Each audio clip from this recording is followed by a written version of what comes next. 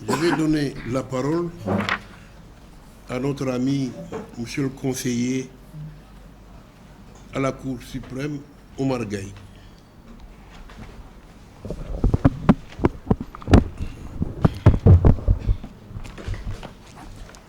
Merci beaucoup, professeur.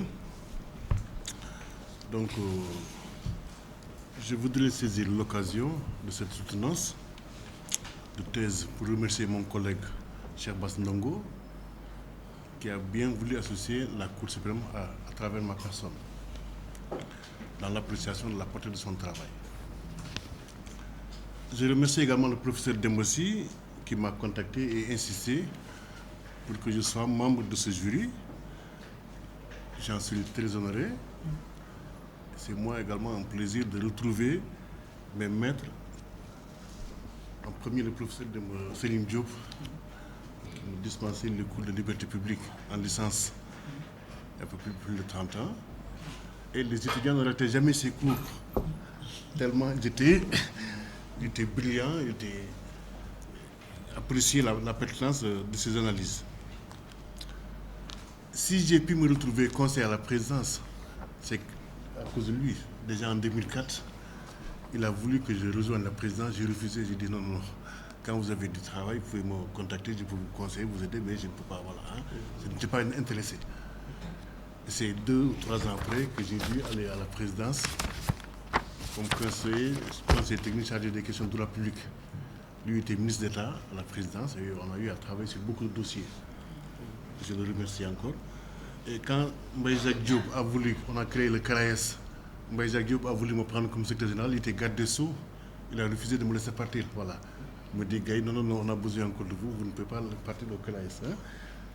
Je le remercie pour tout, professeur. Quant à Madjigen Diagne, je vous remercie également parce qu'il fut mon assistante en finances publiques quand j'étais à la fac. Et en même temps, il est l'ami de mon épouse, donc il est mon épouse, voilà.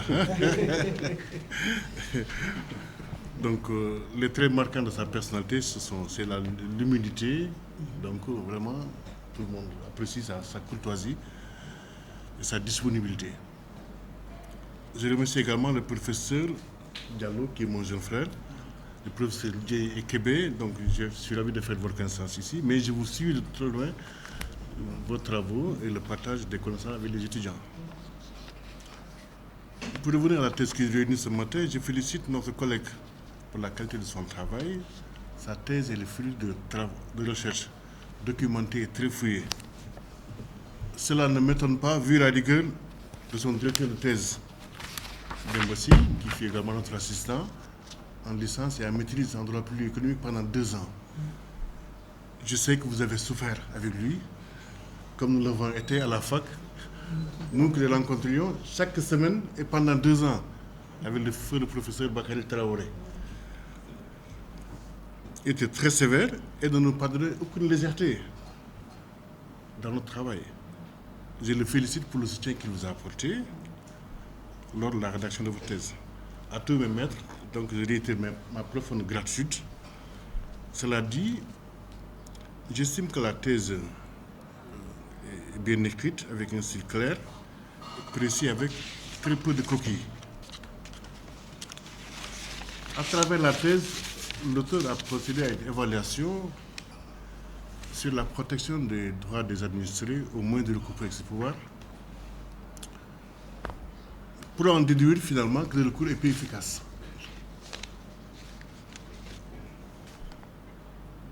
Excusez-moi, professeur, je suis un peu loin parce que vraiment, j'ai des choses à dire sur cette thèse-là. Oui, c'est pas un hasard si le professeur Dembossi a tout fait pour que vous soyez du jury. Voilà. Sur les points positifs, donc la thèse, l'analyse des différentes décisions rendues par le Conseil d'État et la Cour suprême et l'analyse comparative à laquelle a procédé l'auteur avec la jurisprudence en France, au Bénin, au Niger, en Côte d'Ivoire, en Algérie, lui ont permis de ne relever que des limites à la protection des droits des administrés, et cela ressort de son plan. Quand vous regardez le plan, première partie, limite à l'accès des administrés, caractérisé par plusieurs obstacles. contrôle discutable des règles de compétence, conception restrictive des accès de récupérer ses pouvoirs, interprétation restrictive des conditions de saisine, contrôle rigoureux du respect des règles de saisine par le juge, sévérité des juges dans les sanctions. Et la deuxième partie, protection limitée à l'objet du recours. Donc toujours, c'est les limites. Ce qui est relatif des règles procédurales à la Cour des recourants, inadéquation des procédures d'urgence, nombreuses faiblesses de jugement, droit à un procès équitable et un jugement dans un délai raisonnable. Donc finalement, le travail, la protection est caractérisée par des limites. Donc vous avez bien circulé votre thèse, les limites à la protection des droits des administrés. Parce que vous avez eu protection, première partie limite à l'accès, deuxième partie limite à l'objet du recours. Finalement, c'est quoi la protection? Est-ce qu'il y a une protection assurée? C'était ça, au lieu de la deuxième partie de votre thèse. Et voilà. Malgré les limites, voici les outils qu'il faut mettre en œuvre pour assurer la garantie effective des droits des administrés. Mais c'est un choix. Une thèse, c'est un choix. Vous avez justifié votre thèse dans l'introduction. Vous dites voilà, moi, comment j'entends présenter l'analyse de mon travail. Moi, de mon côté, j'estime que c'est ça vraiment l'une des faiblesses de la thèse. On ne sent pas donc, les propositions concrètes, l'engagement de l'auteur pour dire voilà ce qu'il faut faire, ce qu'il faudrait faire pour améliorer la garantie effective des droits des administrés, n'est-ce pas? Cela dit, donc, sur les observations, j'ai l'avantage d'être le dernier intervenant, donc sur beaucoup de questions, mes prédécesseurs les ont évoquées, mais je reviendrai quand même. Hein. Sur la séquence temporelle de votre thèse, vous avez dit à la page 12, c'est de 1993 à 2002, mais si vous comptez, on a mis 2012. Donc il faut corriger, parce que là, c'est pas 2002, mais c'est bien 2012. Cette séquence également, vous avez eu des difficultés dans cette séquence parce que dans les pages 121, 130, 131 et pages 306, 317 sur la jurisprudence, vous étiez obligé d'analyser des décisions rendues par la Cour suprême récemment en 2017.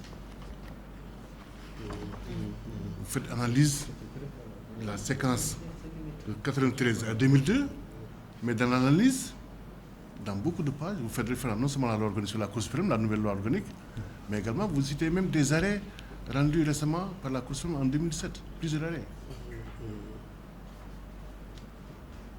Ce qui fait que, j'y reviendrai également plus tard, en évoquant le cadre du sursis, qu'il fallait au moins actualiser cette partie. Il dit voilà, le sursis, voilà ce qui a été fait, mais actuellement, pour que votre thèse ne soit pas dépassée dès qu'elle est publiée, voilà.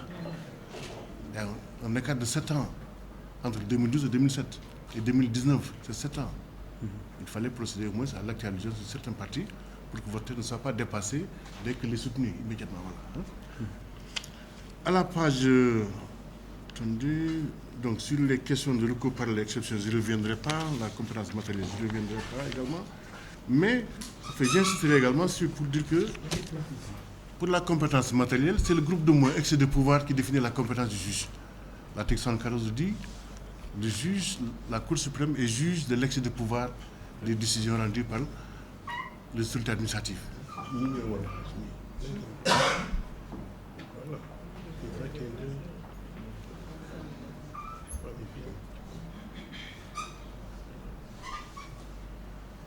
Donc sur la compétence matérielle, mais le juge de l'excès de pouvoir, quand il reçoit un recours, il analyse l'acte, il commune à la fin les critères matériels organiques. Il dit l'acte oui, l'acte unilatéral pris par l'autorité administrative. Après l'administration, l'autorité administrative, une personne morale de droit privé gérant un service public ou bien assurant une mission de service public. Par rapport à la France est allée plus loin. Dire que voilà, en dehors des actes détachables, le juge même peut contrôler le contrat. Mais ça, c'est sur l'influence de la directive.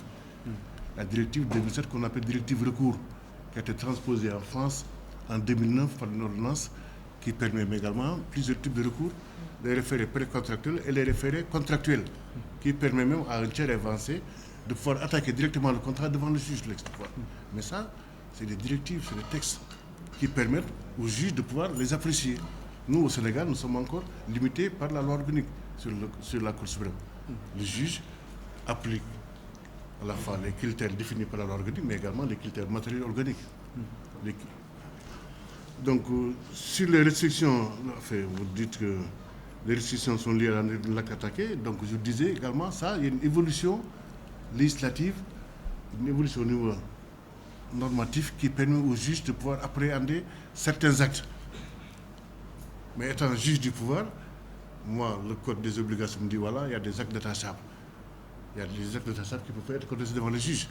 Je ne peux pas annuler un contrat parce que c'est exclu. Matériellement, je suis incompétent. Voilà. S'agissant des actes de gouvernement, vous l'avez dit, aux pages 37-39, vous dites, voilà, donc il n'y a pas de définition d'acte de gouvernement, mais j'ai une catégorie. Le juge dit, voilà, les actes pris dans les rapports entre les différents pouvoirs publics, pouvoir l'exécutif, pouvoir législatif, c'est des actes de gouvernement. Je ne peux pas en connaître. Les actes pris dans le cadre de la conduite de relations diplomatiques, je ne peux pas en connaître. Mais vous dites, voilà, ce n'est pas suffisant, il faut que le juge désigne la juridiction compétente pour en connaître. À la page 39, quel est le juge qui sera compétent? N'est-ce pas? Donc sur les contrats, les déférés, je vais aller vite. Donc sur la complexité des conditions de saisine, à la page 57, 59 à 66, il y a des règles qui sont prévues pour la saisine du juge de l'excès de pouvoir, des formalités prescrites. Le juge ne peut pas s'affranchir. Voilà, la régularisation n'est plus possible, le juge ne peut pas l'accepter. Il y a des conditions pour saisir le juge. Le recours, le professeur Dembassi l'a dit, le professeur Modjiga l'a dit, Gaston Diaz l'a dit, c'est l'arme la plus efficace. C'est un recours pour formaliste. Le juge est très libéral, mais il y a quand même un minimum de conditions précisées par les articles 33, la loi organique, 33, 37, 38, 74 de la loi organique. Il faut une requête écrite avec un exposé sommaire des faits, des moyens et des conclusions. Quand vous saisissez le juge, au vu de la requête, ne sait pas ce que vous voulez, il n'y a pas d'exposé des faits, il n'y a pas de moyens, il n'y a pas de conclusion, mais la requête est irrecevable. Le juge va faire quoi? Il ne peut pas régulariser. Le législateur dit, voilà, même si la requête est là, il faut d'abord, il y a des formalités. Il faut assurer le respect du principe contradictoire. La requête doit être signifiée par exploit d'huissier, dans lequel on dit, voilà, vous avez un délai de 2 mois pour produire votre défense. À défaut de quoi, l'exploit est nul. Une fois les formalités accomplies, vous déposez au greffe à la fois le recours, une copie de l'acte attaqué, la signification, sinon vous êtes déchu. Mais ça, c'est des sanctions prévues par la loi organique. Le juge ne fait que les appliquer. Il n'y a pas de possibilité de régularisation, le juge est obligé de se soumettre, parce qu'il est lui-même soumis à la loi. Il ne peut pas violer la loi pour faire plaisir à un requérant. Donc sur ces questions-là, je pense qu'il faut relativiser un peu, voilà. Et puis vous ne les avez pas analysées, vous avez juste listé.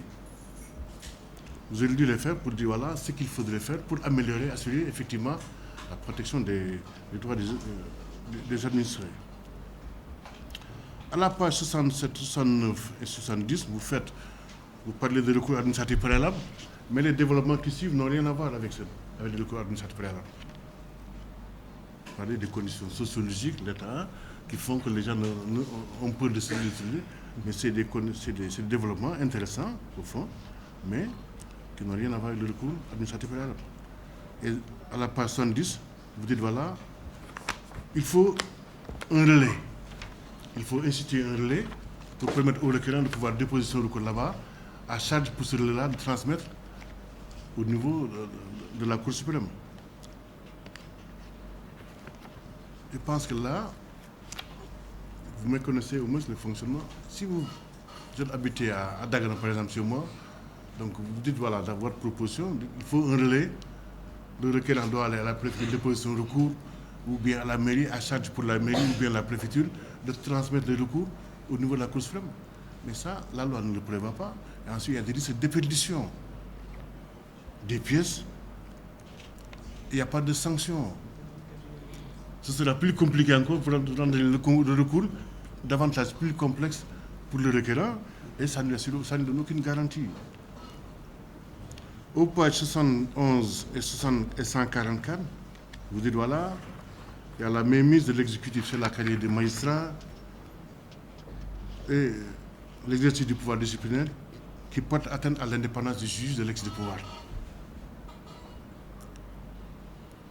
Je ne vois pas comment la nomination d'un juge par le président ou l'exercice d'un pouvoir disciplinaire peut constituer une atteinte à l'indépendance du juge. C'est le texte. Le juge ne peut pas se nommer, il faut qu'il le nomme. Quand il commet une faute, il faut qu'il soit sanctionné. C'est également valable pour l'enseignement au niveau de l'université. Le professeur ne peut pas se nommer, il faut qu'il le nomme, n'est-ce pas? Il y a un pouvoir disciplinaire, mais cela n'entame en rien son indépendance. En quoi? Je ne vois pas très bien le développement. Donc vous n'avez pas développé, vous avez juste affirmé, dit que voilà, au Sénégal, voilà, il y a la mainmise du pouvoir l'exécutif. Ce n'est pas démontré. Vous ne le démontrez pas dans votre thèse. Je pense qu'il faudrait même quand même, c'est des affirmations qu'il faut nuancer. Sur le délai de 2 mois, donc vous proposez un délai de mise en état, et même dans certains pays, le délai est plus long. Ici, nous avons, la loi organique déjà prévu un délai, plus la loi de 70 sur l'applicabilité, l'applicabilité des textes administratifs à caractère réglementaire ou individuel. Hein? On ne peut pas faire comme dans certains pays. Il faut un délai limité, raisonnable. On ne peut pas dire voilà, parce que vous habitez Dagana, moi je dois bénéficier d'un délai supplémentaire par rapport à celui qui est à Dakar. Ce n'est pas possible. Hein? C'est un délai uniforme pour tous les citoyens. Quand j'estime qu'ils doivent attaquer un acte, voilà, le délai est unique pour tout le monde.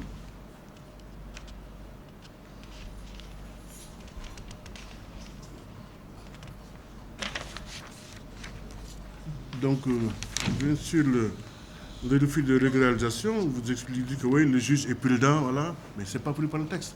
Il n'y a pas de prudence. Le texte ne le prévoit pas. Le juge ne peut pas être prudent, voilà. Hein? Le juge ne peut pas jouer aux euros et dire voilà, je vais régulariser. Au nom de quoi? La décision est illégale. Vous ne serez pas fondé sur un texte. À la page 101, vous dites voilà, le législateur, oui, donc voilà, a pour souci de réduire la marge de manœuvre du juge pour favoriser l'administration.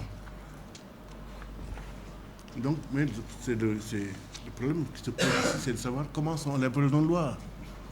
Les législateurs qui sont là, donc députés, ne savent même pas ce qu'ils votent. On leur soumet un texte de loi, ils votent. Est-ce qu'ils ont un souci? Oui, l'administration doit être protégée. Mais ça, c'est le principe. Il y a des principes. Quand l'administration prend une décision, une autorité administrative prend une décision, le principe, la décision exécutoire, le privilège de l'exécution. Si vous n'êtes pas d'accord, vous exécutez d'abord, vous contestez après, voilà. Donc, je ne pense pas que les députés aient juste pour souci d'assurer la sauvegarde des avantages de l'administration. S'il faut simplifier, il faut retourner voir le législateur pour simplifier davantage les conditions de saisine. Le respect du caractère contradictoire se manifeste dès l'introduction du recours. La communication, c'est l'affaire des parties. Les parties, le requérant introduit son recours, signifie, communique les pièces à l'autre partie conclut, communique à l'autre partie, et puis maintenant, tout est déposé dans un délai. C'est 4 mois, le délai de mise en état, dans lequel le juge peut user de son pouvoir inquisitorial. Vous voyez, dans l'affaire Fatimata Diallo, vous dites voilà, la jurisprudence mystérieuse sur la nature de la page, ça c'est la page 119, vous dites oui, la jurisprudence sénégalaise est mystérieuse sur la nature des objets communiqués. Dans l'affaire Fatimata Diallo, par exemple, c'est une femme qui devait se présenter à un concours à l'école normale supérieure sous réserve d'avoir le diplôme de maîtrise. Elle n'a pas la maîtrise. Elle avait juste, elle s'était inscrite, certificat d'inscription, mais elle n'a pas encore le diplôme. Elle a réussi au concours sous réserve de produire son diplôme. Quand elle a signé le juge dit voilà, absence de preuve. Vous n'avez pas produit votre diplôme, donc je rejette votre recours. Vous dites là, oui, le juge aurait dû utiliser son pouvoir inquisitorial pour réclamer quoi? L'intéressé n'a pas produit le diplôme qui était exigé. Quand le juge estime dans un dossier qu'il y a un doute que les prétentions du requérant peuvent être fondées, il a des difficultés pour avoir certains documents qui pourraient fonder ces prétentions, le juge maintenant use son pouvoir inquisitorial. Il peut réclamer à l'administration toute décision de nature à prouver que l'administration a justifié sa décision. C'est au juge d'apprécier en fonction. Il n'y a pas de critères absolus qu'on définit à l'avance, mais c'est en fonction de chaque dossier que le juge va regarder, va examiner les pièces qui peuvent être déterminantes dans la solution apportée au litige. Et mieux, le juge fait même maintenant des transports sur les lieux. Dans l'affaire Amadou Alindia contre le conseil rural de Gandon, le requérant a eu des difficultés pour produire la délibération. Au niveau des consulats, le juge s'est déplacé jusqu'au consulat pour aller vérifier la tenue des listes foncières, pour vérifier est-ce que la délibération attaquée par le requérant existe, a été mentionnée par le juge va sur place pour réclamer lui-même ces documents, pour au moins essayer d'aider les requérants qui ont des difficultés pour avoir certains documents au niveau détenus par l'administration. Et récemment également, il y a Amadou Alimbaye, un prof d'université qui devait être élu aux membres du CTS, comité technique de spécialité du CAMES. Il y a des modalités, il y a des désignations.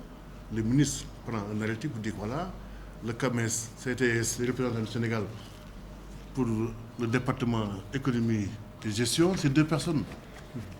On organise des élections, il y a une personne qui est tenue.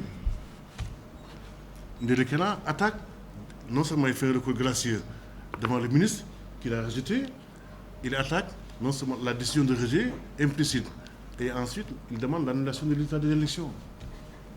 Mais en saisissant le juge, il n'avait pas la décision, le procès-verbal, il avait juste une feuille avec l'entête et quelques éléments qui ont permis au juge de dire que voilà, effectivement, il y a eu des élections, donc forcément, le procès-verbal doit exister quelque part. On demande au ministère de nous communiquer le procès-verbal, le ministère nous communique la liste des électeurs, on dit voilà. Hein? Au vu de ça, le juge a estimé que voilà, compte tenu du fait que l'administration s'abstient de produire la pièce qui lui est réclamée, le juge estime que oui, les prétentions du requérant sont fondées. Voilà. C'est comme ça, mais il n'y a pas a priori de règles pour demander pour la communication des dossiers. Ça dépend de la nature des circonstances de chaque dossier. Voilà. C'est pourquoi je pense que le mot mystérieux employé ici est quand même assez fort. Voilà, hein?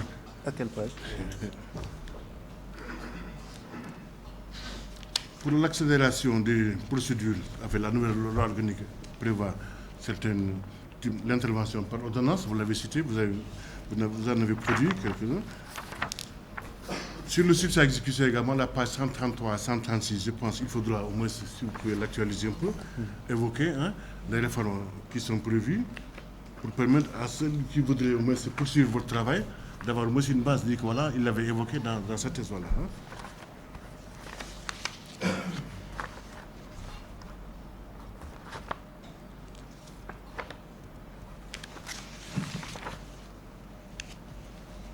Vous avez soulevé la formation inadéquate des juges de l'excès de pouvoir. Défaut de spécialisation des juges. Oui, sur ce plan, je suis d'accord avec vous. C'est-à-dire, ici, nous avons un seul ordre de juridiction. Tous les juges sont formés au CFJ. Dès leur sortie, ils ont vocation à occuper les mêmes postes. Juge pénal, droit social, droit commercial, droit civil. Les juges n'arrivent à la Cour suprême qu'en fin de carrière. Au Conseil d'État, la plupart des juges à la sortie de l'ENA, ils sont déjà tribunal administratif, cour administrative d'appel. Ils peuvent aller au Conseil d'État. Il y a même une obligation au Conseil d'État pour les membres d'être affectés dans l'administration, d'être détachés. Un bon juge administratif, c'est d'abord celui qui connaît les problèmes de l'administration, qui connaît les difficultés pour pouvoir au moins appréhender les solutions à donner à certaines réclamations. Mais au Sénégal, le juge, Cour suprême, l'excès de pouvoir, c'est en fin de carrière. Ce qui fait que ce n'est pas évident du tout. Donc je suis d'accord pour vous pour une spécialisation des juges, mais également cela demande beaucoup de moyens. Donc cela pourra justifier votre proposition de déconcentrer un peu le contentieux, dit que oui, certains types de contentieux doivent être confiés au tribunal de grande instance, mais il faut d'abord des juges un peu spécialisés, renforcer le nombre de magistrats, parce qu'actuellement, vous le savez tous, les juges sont, je parle sous le président, enfin, sous le contrôle du premier président, les juges sont débordés, la surcharge de travail. Vous ne pouvez pas confier ce type de contentieux au tribunal de grande instance sans une certaine préparation. Voilà. Il faut également qu'il y ait beaucoup d'échanges avec les universitaires, parce que la justice est rendue au nom, du peuple sénégalais. En France, maintenant, il y a une loi qui oblige la publication de toutes les décisions rendues par les juridictions. Toutes les décisions rendues. Il faut que toutes les décisions soient publiées, accessibles aux citoyens, accessibles aux universitaires. Ce qui permet, il y a une autre notion, un concept qui se développe de plus en plus, la notion de justice prédictive. C'est-à-dire, au vu de l'ensemble des décisions analysées avec les nouvelles technologies, par le biais de logarithmes, des algorithmes, les requérants, les citoyens peuvent prévoir la décision rendue par le juge dans tel type de contentieux. Donc ça, mais c'est possible à condition que les décisions soient accessibles. Il faut pousser à ce que toutes les décisions rendues par le juge soient publiées et portées à la connaissance à la fois des Sénégalais et des... Oui, exactement, voilà. Hein? Malgré les insuffisances, vous avez quand même relevé quelques avancées notées au niveau relevé dans les décisions rendues par la Cour suprême, enfin le consultat également. Dire que oui, le contrôle est satisfaisant en ce qui concerne la compétence, en ce qui concerne la procédure, oui, je suis un peu satisfait, en ce qui concerne la forme. Mais il y a des insuffisances en ce qui concerne le contrôle interne. Parce que le juge n'use pas de certains outils qui sont actuellement développés en France, notamment la substitution de motifs, ou bien la substitution de base légale. Le juge n'utilise pas également l'erreur de qualification, ou bien l'acte ne se situe pas dans le champ d'application de la loi. C'est de nouveaux outils donc, qui sont développés en France et vous souhaitez que ces outils soient également pris en compte par les juges pour améliorer au moins son contrôle. Je vais aller vite sur beaucoup de choses, je vais sauter donc, pour voir. Sur la substitution également de motifs de base légale, également, il faut faire très attention. Cette substitution n'est pas automatique. Et même quand le juge y procède, mais cela, il le fait au détriment du requérant. Parce que le juge vient au secours de l'administration. L'administration prend une décision dans le cadre d'une compétence liée, évoque plusieurs motifs, dont certains sont erronés. Le juge, au lieu d'annuler, il dit voilà, l'administration, dans sa décision, s'est fondée sur plusieurs motifs, dont certains sont erronés, mais moi, juge, pour éviter d'annuler, je me fonde sur certains motifs qui ne sont pas erronés, qui sont juste, qui peuvent justifier la légalité de la décision, donc il résulte le recours. Est-ce que votre suggestion, parfois, va à la protection, renforce la protection des administrés? La substitution de base légalement, donc ce n'est pas automatique. Et en France, l'action du juge est encadrée. Pour assurer le principe du contradictoire, le juge ne peut pas évoquer d'office, de substituer d'office une base légale sans avoir mis à même les parties de se défendre. Il dit voilà, le dossier pose des problèmes, je pense que je veux substituer. Il ne peut le faire qu'à la demande de l'administration, mais également à condition que l'autre partie soit informée et même soit à même de présenter ses observations. Est-ce que la loi organique, notre loi organique telle qu'il est articulée, permet cet échange? Ce n'est pas encore évident, il faut que la loi le prévoie.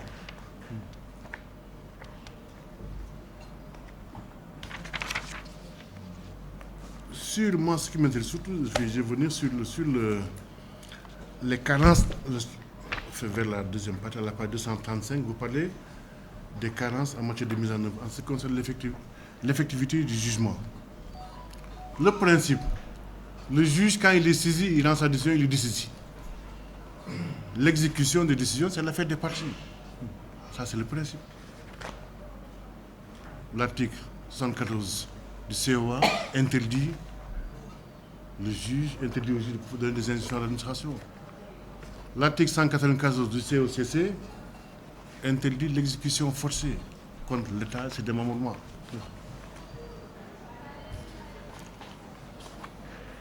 La difficulté, vous dites voilà, position à la page 247, vous dites la position jurisprudentielle discutable dans son fondement. Est-ce qu'il y a des décisions qui fondent cette position? Ou bien c'est le seul cas isolé? En matière d'exécution, en France, la France a évolué. En 1980, il y a une loi qui a permis maintenant au Conseil d'État d'assurer le suivi de l'exécution de cette décision.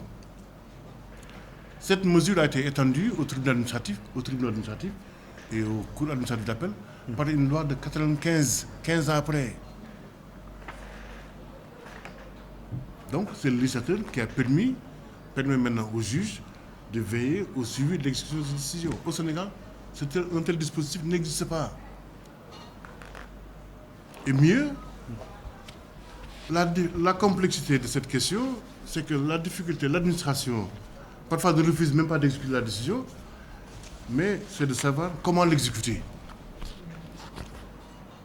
Comment l'exécuter? Vous proposez, oui, il faut que la personne chargée de la mise en œuvre de l'exécution soit sanctionnée. Je vous donne un exemple tout à l'heure. Il y a 10 étudiants de la faculté de droit qui sont exclus parce que pour avoir saccagé des biens de la faculté, exclus au mois d'avril. Ils font un recours devant la Cour suprême. La Cour suprême annule la décision au mois d'octobre de l'année suivante, n'est-ce pas? La décision du conseil de discipline de l'université. La décision est annulée, c'est comme si la sanction n'a jamais été prise. Quelle est l'autorité chargée de l'exécution de cette décision? Il y a d'abord le conseil de discipline, il y a le recteur. Une fois que le recteur reçoit la décision de la Cour suprême pour mise en œuvre, le recteur, lui, il dit voilà, moi je demande transmettre le dossier au niveau du responsable. La faculté, le doyen. Le doyen, quand il reçoit l'annulation, il dit voilà, c'est bon, chef de scolarité, l'établissement des étudiants, qu'est-ce qu'il peut faire? Le donner de carte d'étudiant. Mais le problème n'est pas encore réglé. Les examens sont déjà passés au mois de juillet. Comment faire? Est-ce qu'il faut annuler ces examens-là? Est-ce qu'il faut organiser des examens partiels pour ces étudiants? Les étudiants étaient boursiers, ils ont perdu leur bourse. Il y a le directeur de bourse qui intervient. Ils avaient des chambres à l'université. Ça, c'est le cours. C'est ça qui fait qui pose des difficultés au niveau de l'exécution des décisions rendues par l'autorité administrative. C'est-à-dire, on ne peut pas dire, voilà, a priori, voilà, il faut que le juge suive l'exécution de décision si on ne comprend pas l'administration, comment elle est organisée, comment elle doit fonctionner.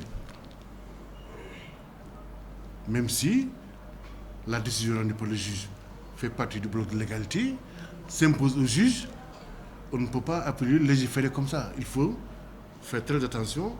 Donc, quand vous devez faire des propositions en matière d'exécution de décision, on dit que voilà, seul l'agent chargé de la mise en œuvre peut être poursuivi et même subir des sanctions. Qui c'est quel agent? Il y a plusieurs qui interviennent. Donc, c'est ça la difficulté. L'administration ne refuse pas, mais l'administration veut comprendre comment exécuter la décision. Quelles sont les conséquences? C'est ça qui fait que, finalement, en France, le juge, il module les effets de l'annulation. Il dit, voilà, telle décision, l'annulation prend effet, ou bien telle décision est annulée en tant que ne pas. Voilà. Pour n'avoir pas été, voilà. Tout ça, c'est des astuces qui sont prises, des outils qui sont utilisés par le juge pour éviter de mettre en difficulté l'administration. Dans tous les cas, le recours préexerce de pouvoir, sa vocation, c'est d'abord d'assurer le fonctionnement régulier de l'administration, et maintenant de permettre d'assurer une protection effective des droits des administrés. Et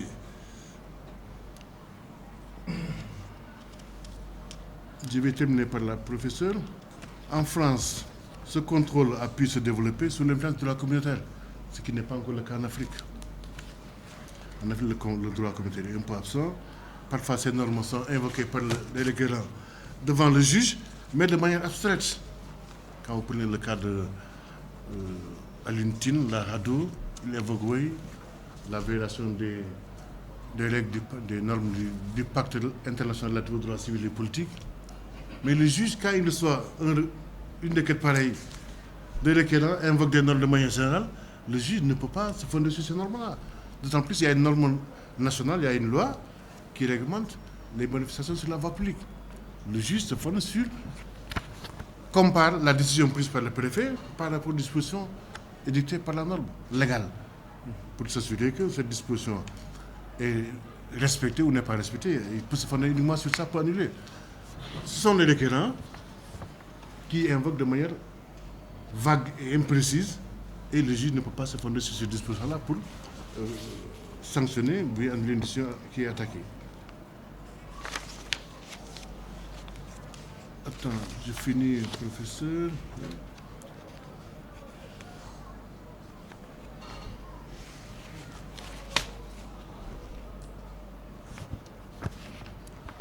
Donc, juste pour la conclusion, professeur, monsieur le président, c'est pour dire que, pour féliciter mon collègue, et lui dire que les critiques n'entament rien la valeur de son travail, mais que sur certains aspects, au moins, il fallait qu'il soit un peu plus prudent, qu'il soit plus nuancé donc, dans ses développements. Je vous remercie, monsieur le professeur, président. Merci beaucoup, monsieur le conseiller, cher ami. Oui. Monsieur Ndongo. Oui, merci, monsieur le professeur. Je crois que l'intervention de mon maître et collègue Oumar Gaye me donne raison quand je disais tout à l'heure que les juges s'attachent trop à la loi. Moi, je le devine. Hein. Pourquoi dire chaque fois que la loi est là, il ne faut rien faire? Alors que la Constitution dit que nous sommes les gardiens des droits et libertés du citoyen. C'est ça mon problème. Je le devine. Je vais commencer d'ailleurs par là, sur l'exécution. À vous entendre parler, le juge doit se borner à annuler ou à rejeter. Alors que dans l'affaire Cheikh Tidiane Sy, c'est le juge qui est allé lui-même moduler les effets de l'annulation, sans qu'un texte ne le dise. Pourquoi il le fait ici, il ne le fait pas ailleurs? Vous avez parlé de l'affaire du professeur Amadou Alimbaï que j'ai ici. Moi, j'ai applaudi. Parfois, le juge prend son courage, je le dis ainsi, il prend une décision dans le sens de protéger systématiquement l'administré, et dans d'autres, c'est la réserve. Pourquoi? Et la solution, on la trouve toujours du côté du Conseil d'État. Mais prenons un exemple très simple que j'ai l'habitude de donner. L'affaire du 17 février 1950, Dame Lamotte. Le texte interdisait tout recours, y compris les recours judiciaires. Et le juge a dit, tant que le texte n'a pas expressément interdit, le recours pour excès de pouvoir n'est pas interdit, contre la loi. Mais j'ai l'habitude de dire à mes collègues, vous refusez de le faire par-ci et vous le faites ailleurs. L'exemple que je donne le plus pertinent, c'est le référé sur difficulté. Il n'y a pas de texte qui habilite le tribunal du travail en matière de référé sur difficulté, et pourtant chaque mardi, nous tenons des audiences de référé et personne ne dit rien. Donc, là où je parle de situation un peu dépassée, mais c'est parce que tout simplement, notre conception de la séparation des pouvoirs est là, à mon avis, pour l'exécutif. On y déroge chaque fois que c'est dans l'intérêt de l'exécutif, mais pour les autres pouvoirs, on dit non, séparation des pouvoirs. Et aujourd'hui, vous l'avez dit, certes, le Conseil d'État français a évolué sous la pression du droit communautaire, on est d'accord. Mais il faut dire aussi que le Conseil d'État français a fait preuve de pragmatisme, d'audace pour en arriver là. Et aujourd'hui, la question majeure, c'est le droit à l'effectivité. Et vous l'avez dit, des fois, le problème de l'exécution, ce n'est pas seulement, c'est pas la mauvaise volonté de l'administration, parce que l'administration ne sait pas que faire. Mais là, au moins, le juge peut lui indiquer la voie. Surtout que c'est bien possible. Mais pourquoi nous, à chaque fois qu'il s'agit que la loi est là, on s'ennuie? Et tout le monde le sait, la loi n'est plus l'expression de la volonté générale. Bon, ça c'est sur le problème de l'exécution. Bon, la formation inadéquate, nous sommes tous d'accord. Le problème a été posé depuis très longtemps. Il reste entier. C'est la question des moyens, vous l'avez dit. Je n'en disconviens pas. La compétence matérielle. Mais là aussi, moi, ce qui me frappe, c'est que le juge est toujours fidèle à la jurisprudence classique du Conseil d'État. Et pourtant, on a à peu près le même texte. L'ordonnance de 1945, le Conseil d'État est juge de l'excès de pouvoir des autorités exécutives. C'est le même texte à peu près. Mais la jurisprudence a évolué en France. Et nous restons toujours à exiger, à faire prédominer le critère organique. Donc, en excluant bon nombre d'actes. Je peux vous donner un exemple très simple, 2 exemples très récents sur la question du parrainage. C'est la question du parrainage. Le juge dit, oui, c'est un acte qui émane d'une autorité judiciaire, de l'aveu même des requérants. Point. Donc, irrecevable. Sur la révocation du maire Khalifa Sall, également, le juge dit, c'est un acte parlementaire. Point. Donc, on a l'impression qu'à chaque fois que cela arrange le juge, il puisse, mais quand cela ne l'arrange pas, il ne puisse pas. Pourtant, c'est le même texte. Donc, moi, j'ai estimé qu'il est temps de revoir, d'autant plus que d'ailleurs, l'ordonnance d'expropriation est susceptible de recours pour excès de pouvoir et elle est prise par le juge. On peut voir peut-être là une dérogation aux critères organiques, mais le problème, c'est que, comme je l'ai dit dans mon exposé, de nombreux actes vont échapper et je ne sais pas pourquoi. Quand le bureau de l'Assemblée prend une décision de révocation du maire, on dit que c'est un acte parlementaire. Moi, ce qu'on m'a appris ici, les maîtres sont là, c'est soit c'est un acte juridictionnel, soit c'est un acte administratif, soit c'est un acte, c'est une loi. Je ne suis pas contre que le juge exclue son contrôle, mais il faut trouver d'autres solutions. Peut-être en disant que c'est indissolublement lié à la fonction parlementaire, mais dire que c'est un acte parlementaire ou bien que c'est un acte juridictionnel de l'aveu des requérants, à mon avis, ça me pose problème. Surtout que dans certaines décisions, il l'admet, dans d'autres, il le refuse. Ça, c'est pour ce qui est de la compétence. Pour l'exécution aussi, pour moi, le juge doit tout simplement trouver la solution. Mais chaque fois que la loi le permet, d'accord, on est d'accord. Mais le problème, c'est que nous avons un attachement trop maladif, peut-être même, à la loi, et qu'il faudrait revoir ça. Sur le recours administratif, j'ai voulu dire simplement que la question est beaucoup plus sociologique que juridique. C'est pourquoi j'ai fait des développements de ce côté-là. Voilà ce que je voudrais dire. Je ne sais pas si j'ai répondu à toutes vos interrogations. Non, de toute façon, vous continuerez avec les membres du jury, a fortiori avec votre collègue à cause de la proximité. D'accord. Mais une soutenance, c'est un échange et certainement le professeur Madjiguène a été inspiré par certainement des... Donc, elle veut dire un mot. C'est juste pour donner un exemple concernant l'attachement du juge à la loi.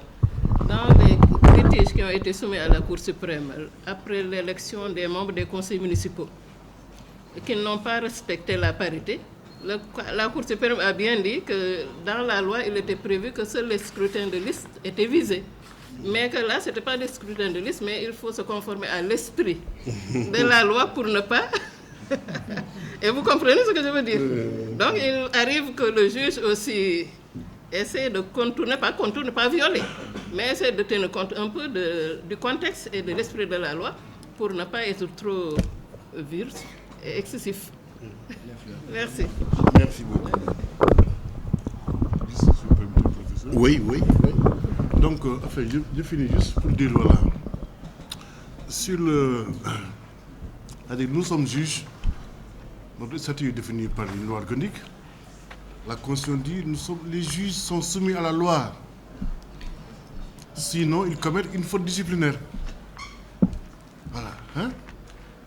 Quand dans l'exercice de notre office, il n'est pas dit que le juge doit se préoccuper de l'exécution de ses décisions, le juge administratif ne peut pas non plus, lui, également, s'alléger ce pouvoir-là. Moi, je suis juge de l'annulation. On me saisit d'une décision d'annulation. Vous l'avez cité, le cas d'Amonal Mbaye. J'annule et puis je m'en arrête là. Je ne peux pas dire à l'administration, voilà comment il faut faire. Parce que ce n'est pas dans ma compétence. Hein? Deuxièmement, vous avez vu en France, depuis l'ordonnance 45, le juge définit au fur et à mesure les actes qui sont susceptibles de recours. Acte administratif, unilatéral. Au début, les contrats ne peuvent pas faire l'objet de recours. Voilà. Acte qui fait grief. Après, on dit acte pris par une personne morale de droit privé, exerce une mission de service public. Avec le phénomène des agences, personne autonome, donc le juge procède à l'extension du contrôle des décisions prises par les agences, parce qu'il poursuit une mission de service public. Pour le contrat, le juge dit oui, acte détachable, sont susceptibles de recours, mais le contrat ne peut pas faire l'objet de recours. En France, il a fallu une directive pour obliger le juge à connaître un recours dirigé contre un contrat lui-même. Donc s'il n'y a pas de loi, le juge doit se limiter à ce que la loi lui permet. Donc nous sommes attachés au texte, c'est notre mission. Le Parlement vote les lois, le juge tranche des litiges en se fondant sur la loi, l'exécutif assure l'exécution des lois. Donc il faut que la répartition également de la séparation des pouvoirs, telle qu'elle est annoncée par la Constitution, ne puisse pas être remise en cause par le juge, du fait de son audace ou bien de sa témérité. Il dit que oui, le Parlement a révoqué Khalifa, oui, je vais aller là-bas, il dit que voilà, hein, c'est pas possible. Hein. Voilà, hein, c'était juste ces quelques précisions que je voulais faire pour ça. Voilà, merci beaucoup. Merci. Merci beaucoup. C'est très intéressant tout ça. Bien. Le président a le beau rôle, il peut dire quelques mots seulement. Et c'est ce que je vais faire. D'abord, je suis très heureux, je dois le dire, de participer à cette soutenance de thèse parce que pendant 6 ans, j'ai été assistant de droit administratif pendant 6 ans, 5 ans, 5-6 ans, et ma leçon d'admission au concours d'agrégation portait sur le droit administratif. Tout le monde d'ailleurs était étonné, surpris. Mais en vérité, c'est que pendant tout mon parcours jusqu'au concours, je faisais du droit constitutionnel et du droit administratif. Ça a failli me jouer d'ailleurs un tour, puisque quand j'ai tiré ma leçon, je suis tombé sur le sujet la domanialité publique. J'ai dit quoi? Parce que moi, donc j'avais fait le tronc commun droit administratif jusqu'en 2e année. Les questions de domanialité, je crois, c'était en 3e année. Et comme après moi, j'étais internationaliste, donc moi, à partir de la 3e année, comme Dembassi d'ailleurs, j'y reviendrai, nous avons plutôt fait l'option droit international, relations internationales. Je n'avais plus entendu parler de droit administratif, sauf pour le droit administratif général. Je dis, comment je vais faire? Mais, vous savez, le concours d'agrégation, la préparation, on vous apprend des techniques. Je me suis demandé pourquoi on a mis ce sujet dans le lot des sujets. Je dis certainement les membres du jury espéraient que ça tombe sur un Sénégalais pour qu'il puisse faire la différence que peut-être on ne pouvait pas faire ailleurs entre droit public, droit privé, je schématise, et domaine national. Et en particulier, la spécificité du régime juridique du domaine national au Sénégal. Je crois que c'est ce qui m'a permis de m'en tirer très bien. Bon, mais après surtout, comme j'ai dit, j'ai été très attaché au droit administratif pendant de nombreuses années. Donc je suis heureux de reparticiper à un jury qui concerne une thèse de droit administratif. Ensuite, le candidat, effectivement, je l'ai bien connu à la fac, puisque nous avons la chance d'être marqués par de bons étudiants. Et je crois que vous avez été un bon étudiant pour ce que je sais de votre parcours et ce qui vous a mis en rapport avec moi durant votre parcours. Les autres membres du jury, Dembassi, le professeur Dembassi vous l'a dit, nous sommes entrés ensemble dans cette faculté au mois d'octobre 1973 et plus de 46 ans encore, nous sommes encore là ensemble. Et nous travaillons toujours ensemble et je suis heureux toujours d'être associé à ce qu'il fait, surtout que tout le monde le sait, il est d'une rigueur qui est saluée par tout le monde. Or, un scientifique doit être rigoureux. C'est pourquoi d'ailleurs je dis qu'il faut faire très attention. On ne demande pas à un scientifique des jugements de valeur. Il faut éviter les jugements de valeur. Ça c'est bon, ça c'est mauvais. Un scientifique ne le dit pas. Ne le dit pas. Parce que ce que vous dites c'est bon, mais un autre va vous dire c'est mauvais. Qui va vous départager? Et je dis, si vous avez la malchance de le dire devant votre maître, vous dites quelque chose est bon. Votre maître pense que ce n'est pas bon. Mais vous risquez gros. Donc non, on vous demande de faire un travail scientifique.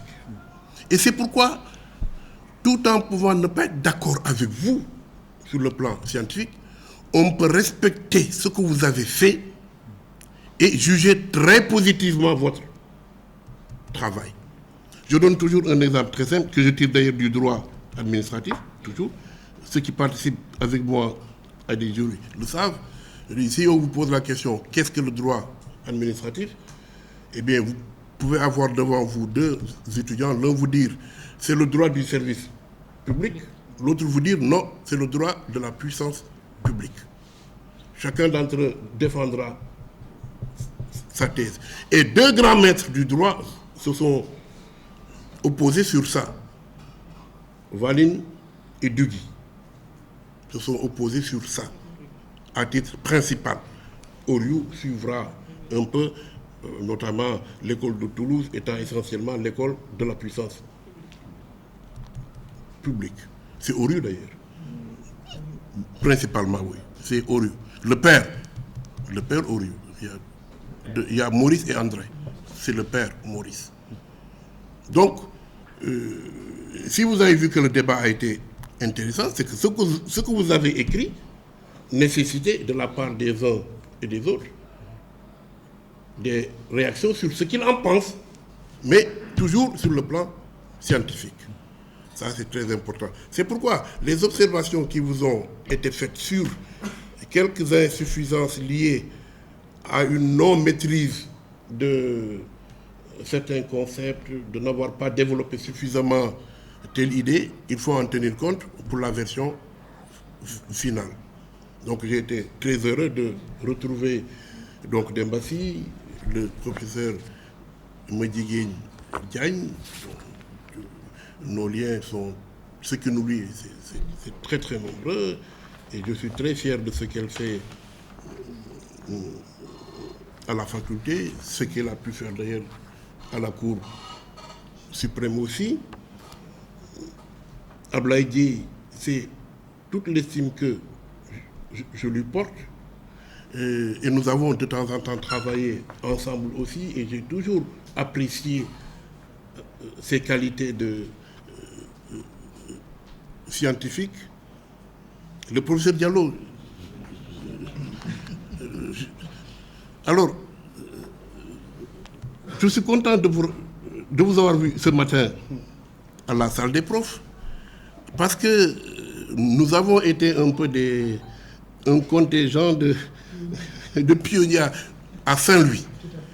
Quand on a démarré l'université de Saint-Louis, nous étions un certain nombre d'enseignants de Dakar à aller apporter notre concours pour le démarrage.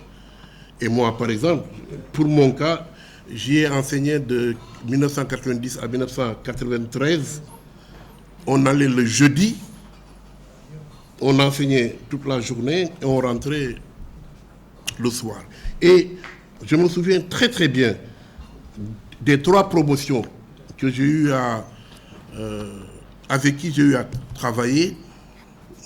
certains d'ailleurs en première année, puis en deuxième, comme il l'a dit tout à l'heure, puis en troisième, quand j'ai moi-même monté le cours de théorie politique. Et je suis très heureux parce que je n'avais plus suivi notre ami Diallo. Et quand je l'ai vu en tour tout à l'heure, j'ai dit, mais je n'ai pas été surpris. Parce que je me souviens très très bien de l'excellent étudiant qu'il a été à Saint-Louis. Alors, le professeur Kébé, qui lui a été l'élève de mes élèves, mais la première fois que je l'ai rencontré, c'était à une séance organisée par le LESPO. On n'était pas loin, on était côte à côte, pratiquement. Il n'a pas fait attention à moi, mais moi j'ai fait attention à lui. Il a pris la parole. Et je ne le connaissais pas. Celui qui était à côté de moi, je lui ai dit, attention, on a là un très bon juriste pour la faculté. Et depuis lors, ça ne s'est pas démenti. Nous sommes vraiment très très fiers de ce que vous faites. Alors, mon ami Omar, lui, on a beaucoup travaillé ensemble. Il l'a rappelé. Et je dois dire que sur des questions de droit que l'on discutait, chaque fois que nous étions un certain nombre à donner des positions, moi, finalement, ce qui me permettait d'avoir une bonne direction de là où il faut aller, c'était la position dégagée par Omar. C'est pourquoi quand il a voulu accepter d'être happé par notre grand frère, j'ai dit non, vous ne partez pas. Vous ne partez pas. Et on a été très bien inspiré chez Dembassi et Cheikh Bass Ndongo de l'avoir associé au jury. Et cela s'est vérifié. Alors, moi donc je dis, je prends pour mon compte tout ce qui a été dit, surtout comme observation critique, c'est-à-dire pour améliorer votre travail. Une thèse, c'est ça. Une thèse, c'est ça. Chacun d'entre nous est passé par là. Chacun d'entre nous. Une thèse, c'est ça.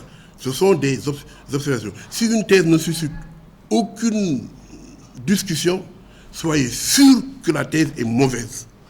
Mais ce n'est pas parce qu'une thèse a été âprement discutée, c'est l'objet d'échanges qui peuvent même être, dans certains cas, peut-être pas chez nous, nous sommes ici très civilisés.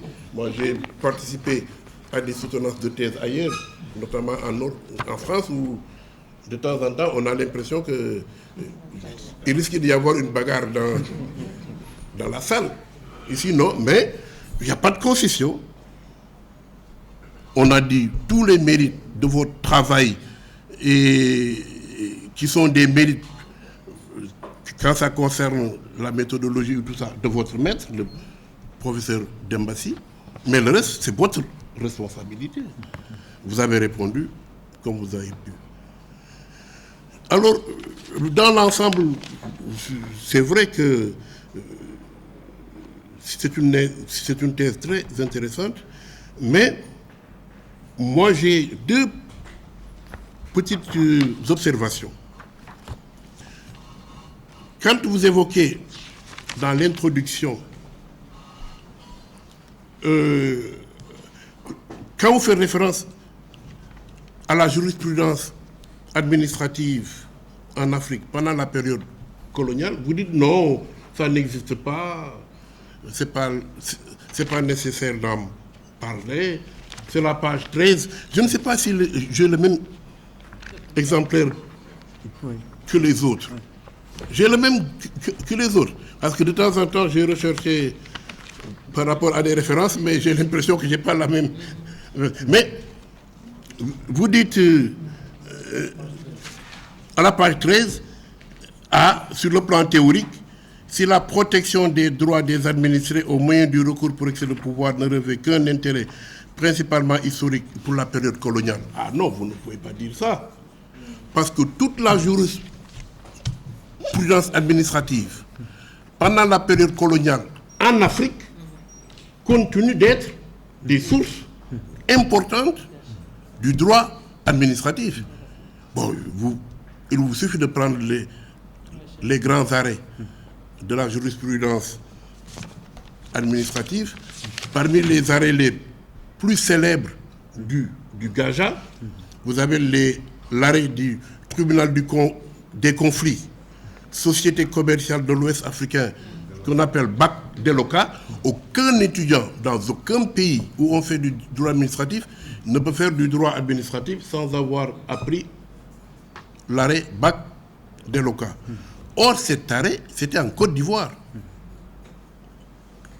avec les nombreuses lagunes à Abidjan, parce que, justement, le droit administratif répond de temps en temps à des contingences locales. Ce genre de choses, peut-être, on ne pouvait pas en rencontrer de la même manière en France. Il en est de même, d'ailleurs, là, c'était le tribunal des conflits. Il y a l'arrêt du Conseil d'État, section du 5 mai 1944, Compagnie maritime de l'Afrique orientale. Cette fois-ci, c'était à Madagascar. Il y en a bien d'autres. Hein. L'arrêt BAC Deloka, c'était à propos justement des services publics industriels et commerciaux. Et vous savez, toute l'importance de la jurisprudence qui fait passer du critère organique au critère matériel et qui dans ses dernières évolutions, s'est orienté vers non plus même le service public, mais la mission de service public, avec l'arrêt Société électrique de la rivière du Sang. Donc vous ne pouvez pas le... Parce que si vous dites ça, c'est comme si vous dites que le droit administratif dont les affaires concernées se situent en Afrique est rayé du droit administratif. Non, ça vous ne pouvez pas le dire. Donc cette phrase-là, il faut l'enlever. Il faut l'enlever. À défaut de trouver une formule qui permet de l'inclure pour qu'on voit que vous savez que c'est important. On utilise encore de la jurisprudence aujourd'hui tirée en Afrique de cette période coloniale. C'est très important. Le deuxième point, je crois d'ailleurs quelqu'un l'a dit, je crois qu'il y a une réflexion à pousser sur... vous avez semblé lier à un moment indépendance et inamovibilité du juge. Je crois qu'il faut faire très attention. Je crois qu'il faut qu'on continue d'échanger en dehors des passions, en dehors des clichés. Parce que si vous liez les deux, ça veut dire que un juge affecté à Bakel, un juge du siège même, je ne parle pas du parquet, mais du siège, affecté à Bakel, parce qu'il est inamovible, doit y rester jusqu'à la fin de sa carrière. Et que si on le mute, on met en cause son indépendance. Je crois que la question n'est pas aussi simpliste. Quand on l'évoque, il ne faut pas l'évoquer comme si c'était quelque chose de superficiel. On peut lier peut-être et même peut-être certainement. Mais il ne faut pas le dire de manière péremptoire. Je pense que ce serait une erreur. C'est vrai que de temps en temps, administrer et vous semblez dire administrer en visant justiciable. C'est-à-dire tous ceux qui sont justiciables des cours et tribunaux. Mais comme il est plus élégant de dire administrer dans un... Mais de temps en temps, c'est pas rigoureux. On va vous le reprocher. C'est pas rigoureux. Pas rigoureux. Alors, dernier point. C'est le débat très intéressant entre vous et le conseiller Omar, même d'autres membres du jury, sur la portée des décisions des juridictions et l'impact, l'effectivité de ces décisions. On vous a senti, c'est vrai, très sensible au fait que de temps en temps, on ne comprend pas l'attitude du juge. De temps en temps, on comprend l'attitude du juge, mais on est révolté par les conséquences de l'attitude du juge.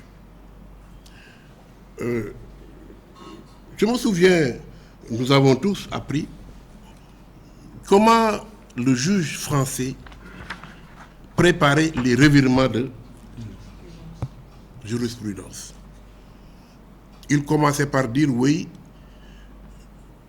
il ne peut pas prendre telle décision parce que la loi, mais il semble dire ce que je vais faire n'est pas satisfaisant. C'est pourquoi d'ailleurs, quand on a introduit l'exception d'inconstitutionnalité au Sénégal, je me rappelle, j'avais fait un article en 1992, je crois, sur l'exception d'inconstitutionnalité.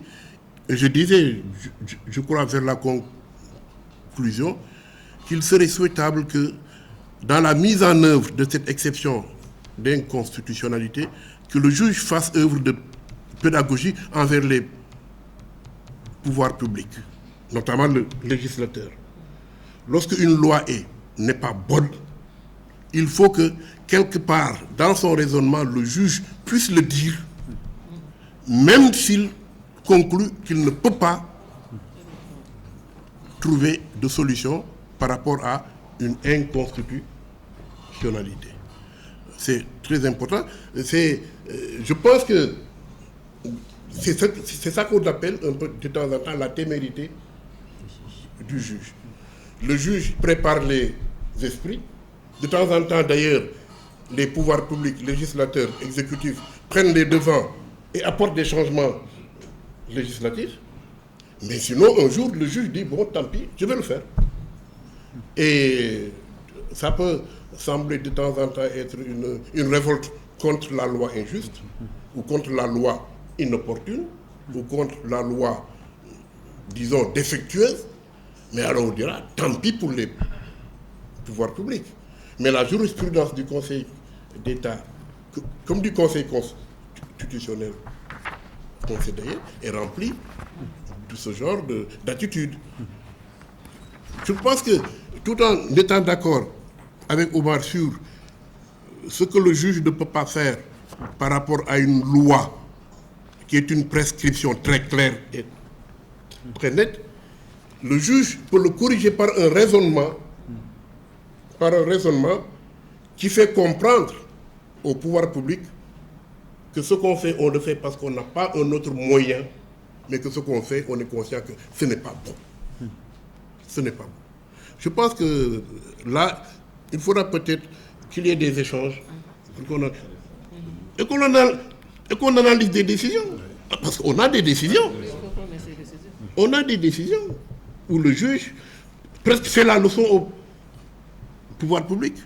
Ce que je vais décider, je suis contraint de le faire, mais ce n'est pas juste. Ce n'est pas juste, mais je n'ai pas le choix.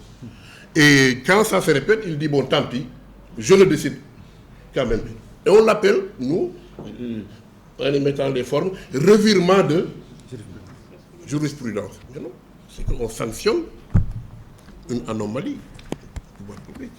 Et je crois que ça, c'est surtout en Afrique qu'il faut le faire. Malheureusement, de temps en temps, on fait un pas, on est content, comme au Bénin. Il y a eu des moments où on a dit, ah voilà ce qu'il faut faire. La Cour constitutionnelle du Bénin. Mais depuis quelques mois, on ne dit plus la même chose. On ne dit plus la même chose. Il y a des contre-revirements de jurisprudence. C'est pourquoi, d'ailleurs, et c'est par là que je terminerai, je dis quand on parle des institutions, je dis qu'il faut faire très attention. Le seul élément d'une institution, parce que une institution, c'est un complexe, c'est un ensemble, c'est un système.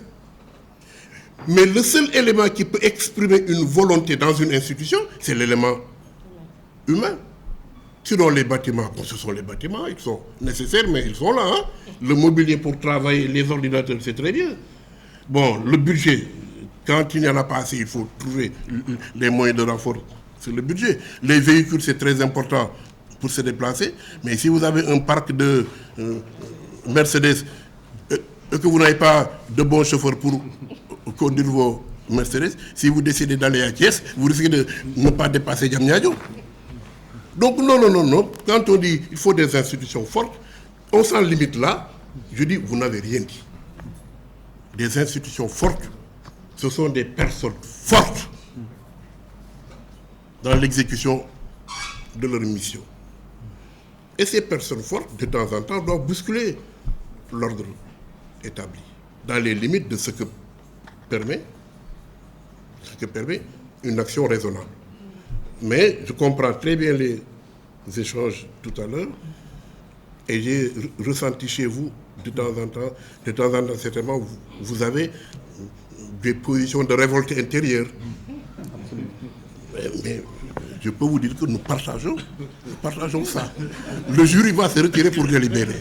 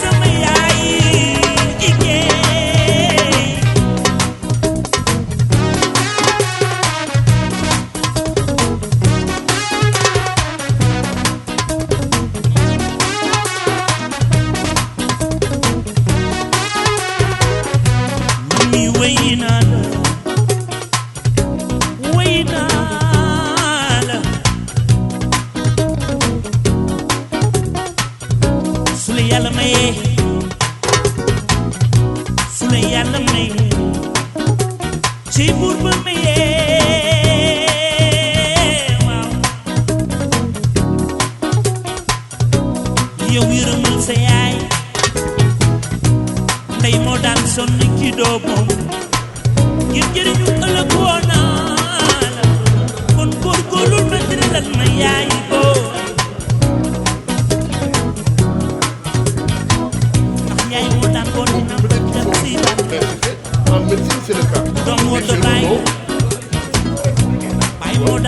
kid, you get it,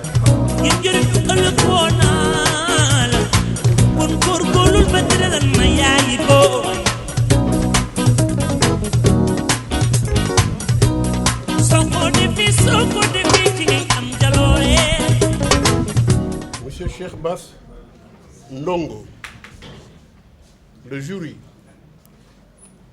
après vous avoir écouté, après avoir échangé avec vous et après avoir fait un certain nombre d'observations, pour lesquelles d'ailleurs nous vous demanderons de tenir compte pour la version finale de la thèse, sous le contrôle de votre directeur de thèse et de moi-même d'ailleurs, président du jury.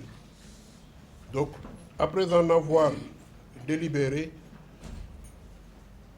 je considère que vous êtes digne d'être reçu parmi cette corporation de docteurs, une corporation qui de temps en temps est assez fermée, mais enfin, je juge que vous êtes très très digne d'être dans cette corporation, donc de vous décerner le grade de docteur avec la mention qui est la mention la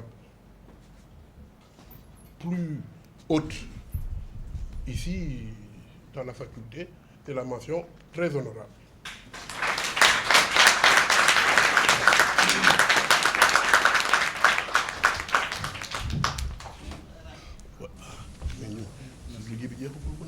Voilà, c'est fini, vous pouvez vous libérer.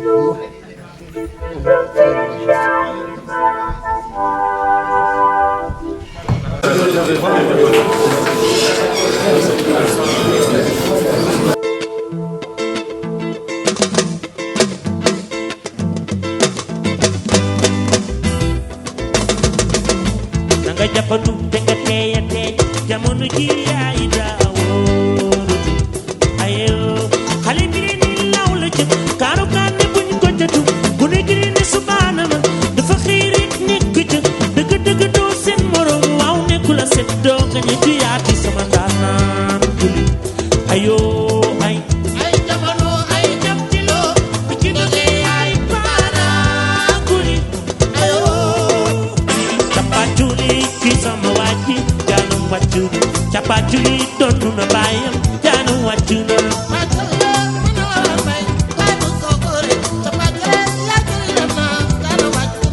ba muy gune la dugg dara jeexal téere jàng lekkool jaaxal añi jaanam wàccu na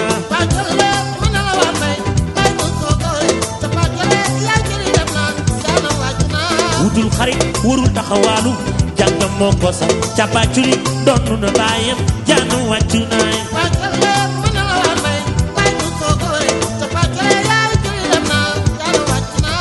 yow danga xool ci jamono waaw ndimbal tumuranke moo tax nga gën a takku yaay say bañ duñu reetaan capaculi yaay ci li dem na jaanam wàccu na yaay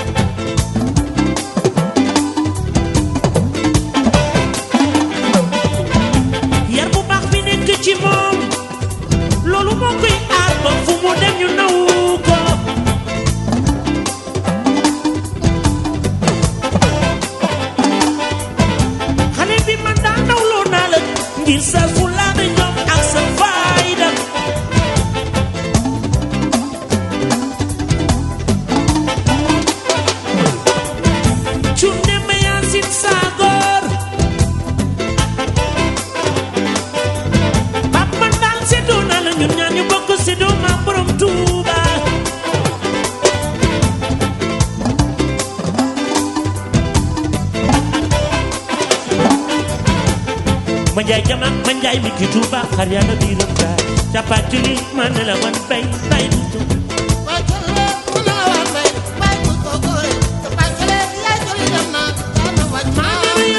royal xale bi soo ko royee dina jekk ngir yaanu mag yaay sunu xarit ne royal xale bi soo ko royee dina jekk ngir yaanu mag yaay ndegam yaa jàngaani la fabal say téere bilaay ku la si doog a ñee yaa di sama ndaan am dinañ ko wax